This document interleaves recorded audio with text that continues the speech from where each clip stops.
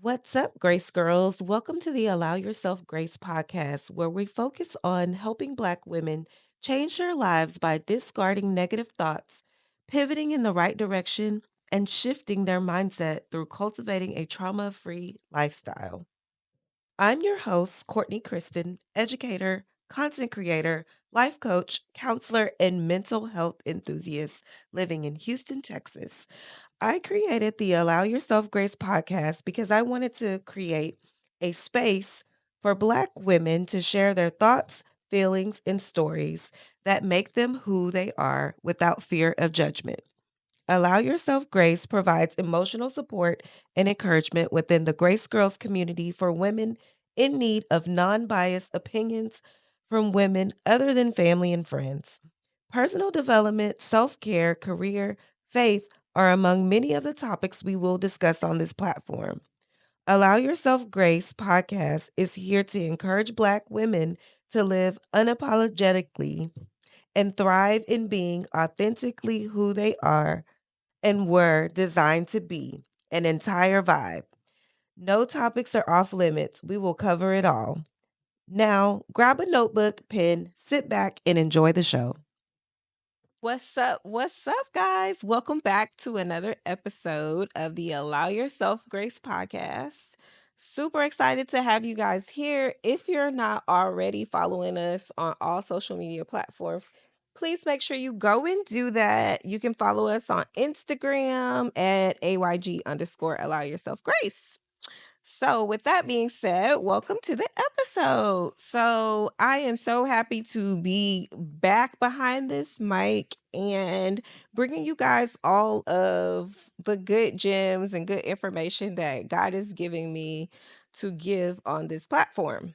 And I'm super excited. I'm going to have some guests throughout the season, but I'm also going to do some episodes by myself because you guys, for the most part, you seem to enjoy both. So when I asked, the response that I got was continue to do both. So we're gonna do just that.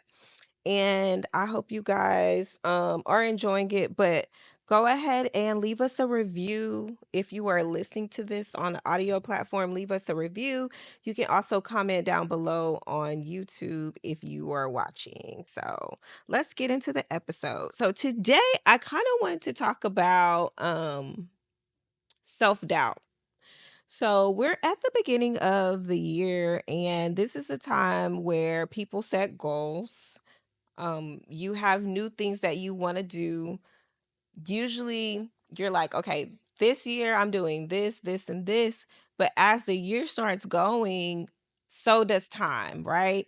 Because we're already at the end of the first, no, we're almost at the end of the first quarter of the year. So time moves, right? It moves whether we move or not.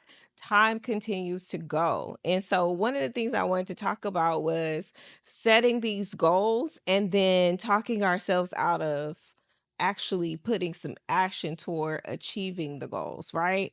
So we get in this mode of, okay, I'm going to a vision board party at the beginning of the year. I'm meeting up with my friends and we're going to, set these goals. We're going to hold each other accountable.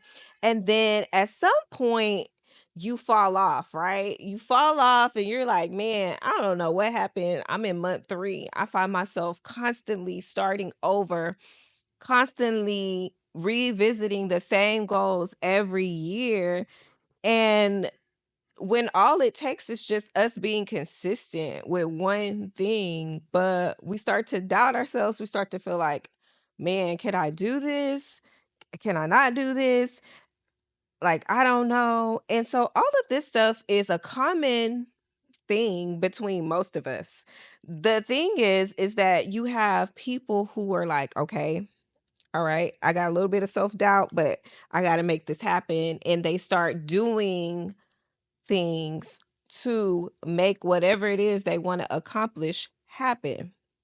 And then you have the other group of people who are like, man, I just can't do it. And so they start to go into a shell.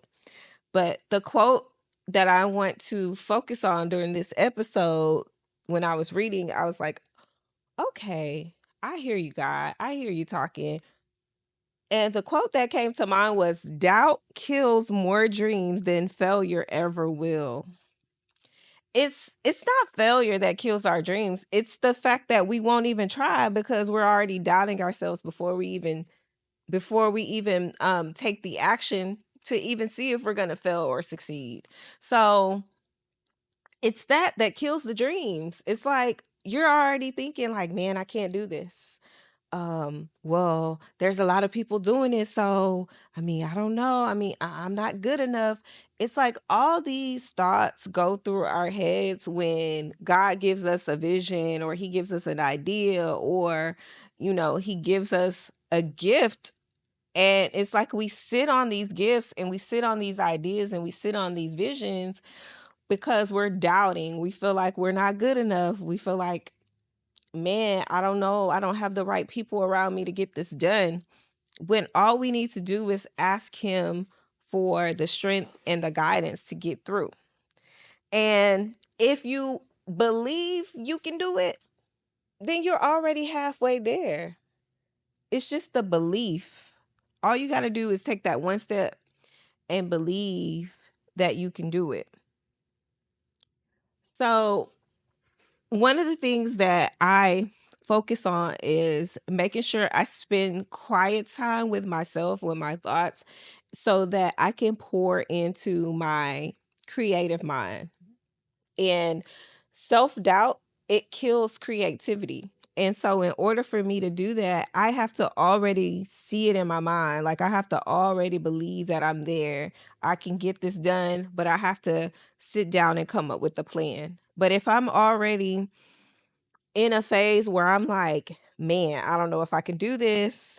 I mean, I would try that, but I mean, it didn't work last time. Or there's too many people doing it. Like I hear that a lot. For example, even with the podcast. So I have a podcast and my husband has a podcast and we have a podcast together.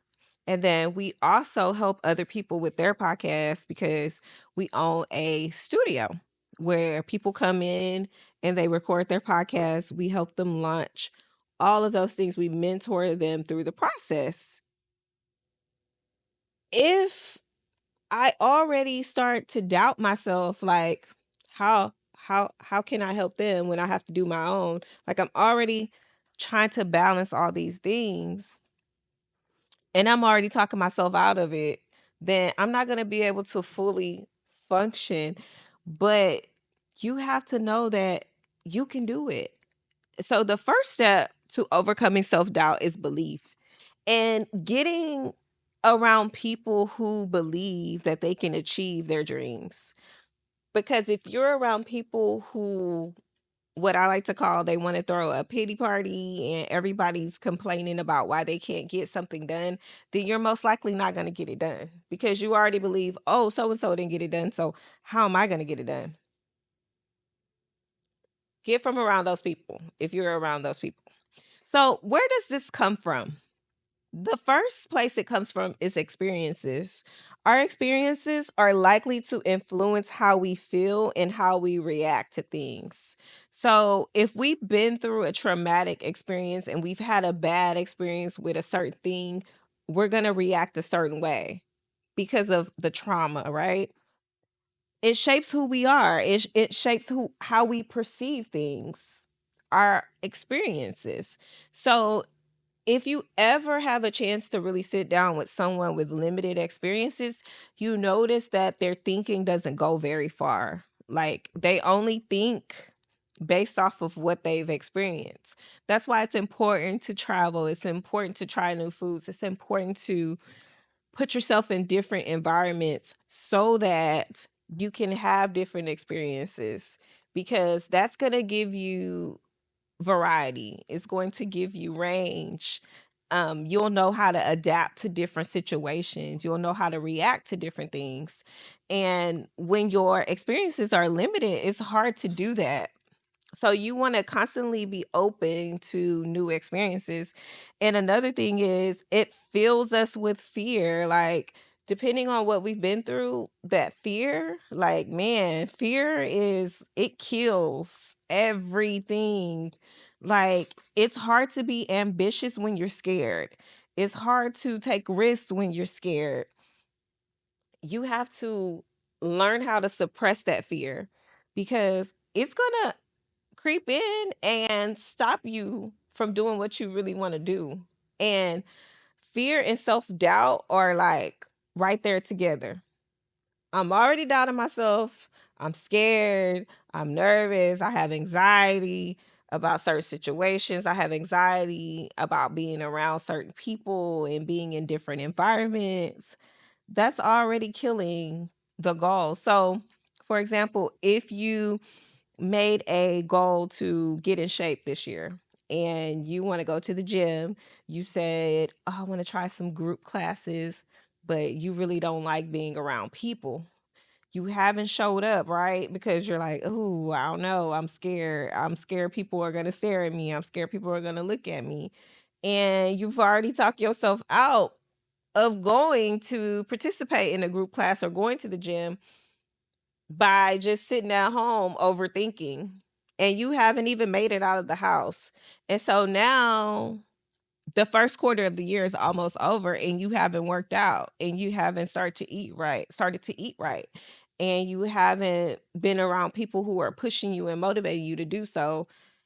You're already doubting that you can't do it. So what I hear people say is, oh, I mean, I want to lose weight, but I love food. Or, I mean, I want to go to the gym, but I don't really know what to do when I get there.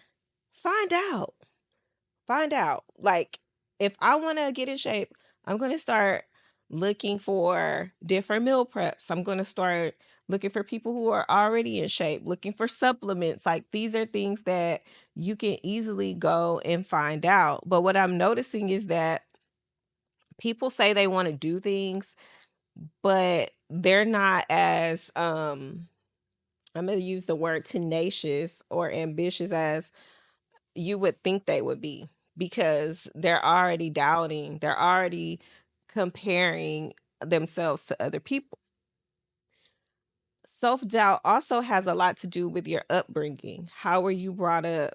Did you have a family who encouraged you to go after your dreams? Or did you have a family who talked you out of your dreams? Like, oh, well, that's nice, but I think you should do this because it pays a lot of money. Or I think you should do this because so and so's doing it and they're doing great for themselves. It depends on how you were brought up, right? On how ambitious and successful you're going to be. But also, too, you have the power to change that. But if you let it influence you, it will. So I want you to think about that. Um, you need to get to the bottom of where self-doubt originated. And so once you figure out where it originated, it's easier to deal with, it's easier to overcome. The other thing that we're dealing with in today's society is social media. Social media can be a good thing, but it can also be a place where you find yourself comparing yourself to other people. And if you stay in that space, like, you won't get anything done. So you have to be careful. That's why, like, sometimes when you pick up your phone and you're on social media and you're scrolling and scrolling and scrolling, your eyes start to hurt because you've probably been on there too long. Because you're looking now an hour or 2 hours has went past, and you just still scrolling because you're looking at everybody and everything, and comparison is just bound to creep in because you're going to see someone who's doing either what you want to do or doing what you're doing. Period. It's in the algorithm because it's what you're attracted to, is what you post, is what you're doing. So of course you're going to start seeing people who are doing some of the same things you are doing. And it's what I like to call comparinitis. It's like you start looking and you're like, well, they're doing this. Well, maybe I should do this. Or maybe I can add this because they have this. And you just automatically start just looking at what they're doing and what you're doing. And it can become overwhelming, like to the point where you're not getting anything done because you spent so much time looking at theirs and trying to go back and fix yours and add this and add that. And I'm guilty of this. And I'm like, okay, I gotta stop. Like, I have to learn to be okay with what I have and only tweak it when I feel like it's necessary, not because somebody else has something that might work for me that I might need to add. Like, we have to stop doing that because it hinders our progress. Number one, because everybody's journey is different and everybody's vision for their brand, for their life, for how they want people to perceive them is different. And so you have to learn how to stop spending so much time doing that. And I'm talking to myself here too, because it's like when we do that, we stop motion. We stop our motion because you're sitting here like this. And guess what? You're not spending any time actually working on whatever it is you're trying to do. And you've wasted all this time on the outside looking in at someone else. And so I try my best not to do that because to me it's just pointless because people, number one, especially if you're in a space like I'm in where I have a business where I have a brand that I'm building, I have a certain image that I'm trying to make sure that I portray online. It's hard because there's so many other people out here who are trying to build brands, and I'm doing this because they try but they're not consistent. And so one of the things I had to go to God and talk to him about was, okay, what is the problem with me? What is it that I need to do to make sure that I'm progressing forward and I'm not talking myself out of doing what I know you called me to do or fulfilling the vision I know you gave me.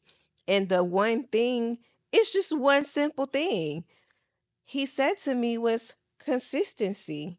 Look at everything that you have done in your life and everything that you're currently doing. And the one issue with you is consistency. And so I think when we learn how to call ourselves out on our bull, like I like bullshit, like when you learn how to call yourself out on it and say, hey, I have a problem. My problem is consistency. My other problem is organization. I need to call myself out so that I know what the problem is. So step one, I've identified the problem. And step two is I'm coming up with a solution on how I'm going to address these. Am I going to overcome this shit overnight? I'm not. But I have the ability to start working at it and start getting better and stop making excuses for why I'm not organized. Making excuses for why I'm not consistent. Because the only person that's in the way of me being consistent and me being organized is me. And my self-doubt saying, I can't do it. Not today. I just can't. Like my content's not good enough. Like I don't know what to talk about. Or like all these things I could let stop me, but instead I'm like, no, I'm going to show up. I need to be consistent. I have a schedule. I'm going to stick to it. I have to stick to what I said I'm going to stick to in order to see the vision come to life. And as you attack this year, just think about it like that. Like think about it like, okay, no matter what, I have to get this done. Of course I'm going to get sick. Of course things are going to happen. Of course life is going to life. But at the end of the day, I have to show up. I have to show up in order to see results. And so when we don't show up, we can't expect results. So if you choose to sit and continue to doubt yourself, continue to feel like you can't do it, to feel like everything should be given to you and that you don't have to work for it. It should just come easy. Or let's stop for a second. I want to be relaxed all the time. I want to chill. I want to be like everybody else. I want to be comfortable. Then maybe those goals and those dreams that you wrote down, they may not be for you, because if you're not willing to get uncomfortable or to be in a place of unfamiliar, I can't even say the word, of being unfamiliar with what's there, then maybe you're not ready for the things that you wrote down. And stop wanting someone else's dreams.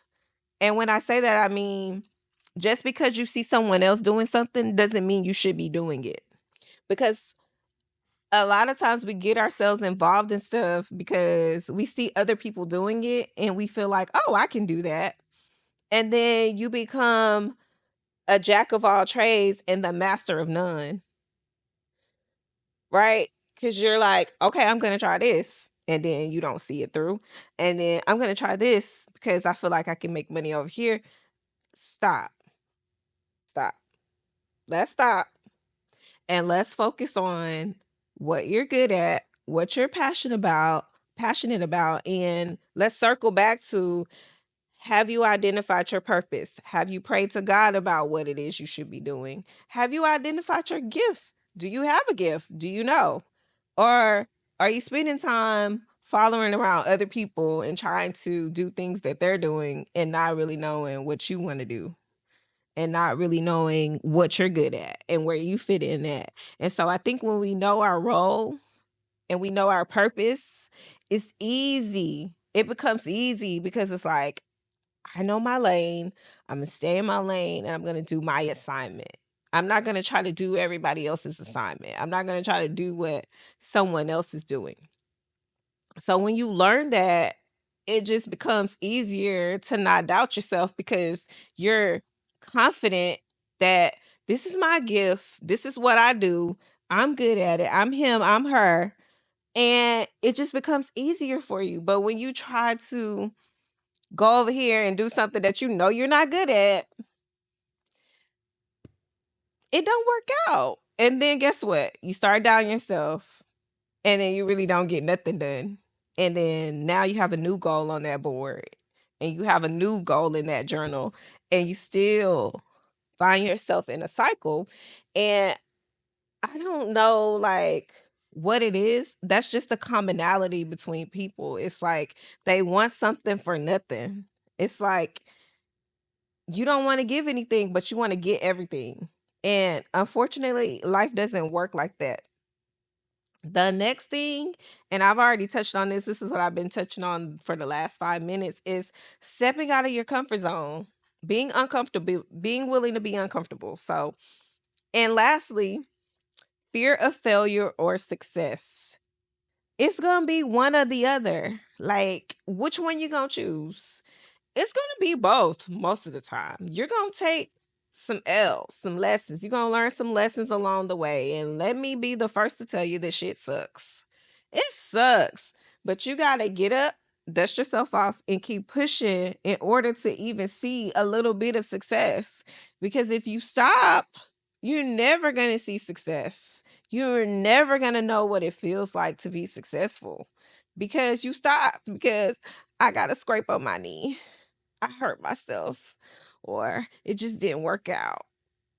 Keep going, keep trying. And the worst thing you can do is stop. The worst thing you can do is stop. So, with that being said, let's push through. Like, let's make it happen. Let's suppress self doubt. Let's keep going even when we don't feel like it. And most importantly, let's consult God about things, because a lot of times we try to do all these things on our own, not realizing that he's the answer the whole time. He's waiting for you to ask him. And sometimes it's funny because he's just watching you go in a circle. He's watching you go in a circle. And you wonder why there's a small percentage of successful people. It's because most of you haven't figured out the answer. And the answer is not you. The answer is not creating a vision board. The answer is not networking. The answer is not writing stuff down. It's not setting reminders in your phone. It's not having a calendar. Like, the answer is going to God to make sure that, number one, He has you covered in whatever it is that you feel like you want to do, and make sure that He's giving you a clear answer on if it's for you, because everything's not for you. And so when we learn how to stop jumping on bandwagons and create our own path and clear our own path with the help of God, then you'll be successful. And I'm not saying that it's not good to be a part of communities and be around people. But what I am saying to you is, make sure that you know your purpose and that you've consulted with God about that purpose. And that, most importantly, you're taking action and you're willing to take a risk and you're willing to fail in order to be successful. That's it for this episode. I hope you guys have enjoyed this episode. If you're not already subscribed to the Allow Yourself Grace podcast channel, go ahead and hit that subscribe button, hit that notification bell, follow us, and I will see you guys in the next episode. Well, guys, that concludes our episode. Thank you guys so much for tuning in to the Allow Yourself Grace podcast. For additional information about today's episode, please click the link in the show notes below. To learn more about our Grace Girls community and other resources we have to offer, head over to www.allowyourselfgrace.com. Until next time, Grace Girls, I love you all. Be blessed and continue to strive for success.